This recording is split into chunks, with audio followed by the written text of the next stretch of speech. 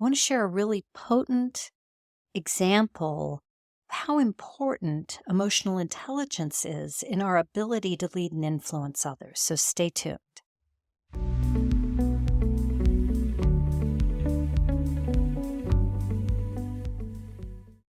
This is part 2 in a 3-part video series where I'm sharing some lessons we can learn from that diplomatic disaster in the Oval Office recently.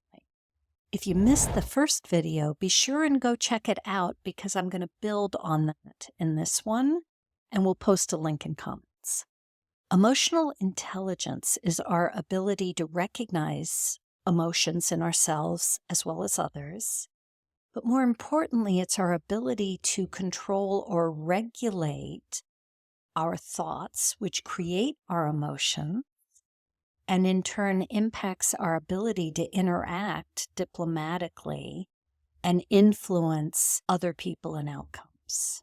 Remember, leadership is ethical influence of others. And in order to influence others, you have to be able to maintain emotional control. So when we witnessed President Trump in that exchange in the Oval Office, he started raising his voice to talk loudly over President Zelensky and subjugate him and throw accusations at him. So there were a few things going there, but let's talk about the anger that was coming out. His emotions were getting in the way and breaking down communications. When someone yells at you, what's your first reaction? First of all, you stop listening because our defenses go up. So we put up a wall. We stop listening and we start either thinking about how we're going to fight back or defend ourselves. That's a normal human reaction.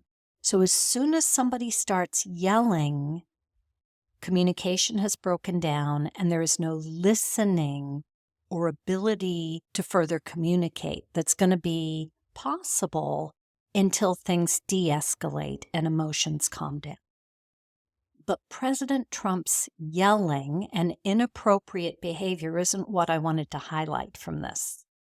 Did you notice how President Zelensky reacted?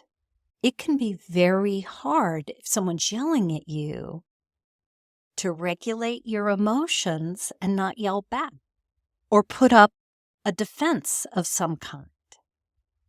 Now, he seemed a little stiff, which would be the brace yourself for the attack kind of a mode, but he didn't aggressively fight back. Now, he also didn't roll over and take it.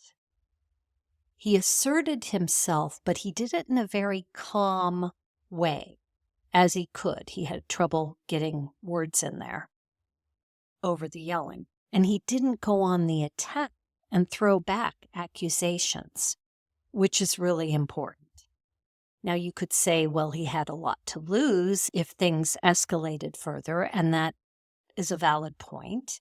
That doesn't negate the fact that it's very hard if you're getting yelled at like that to not counterattack.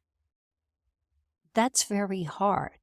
And he is a leader with a high level of emotional intelligence and ability to self-regulate, which is what every world leader should be able to do, because diplomacy is what's required. And you can't have diplomacy if people are not communicating. Don't forget to hit subscribe. And in the next video, I'm going to share the difference between ego-led versus ego-less leadership.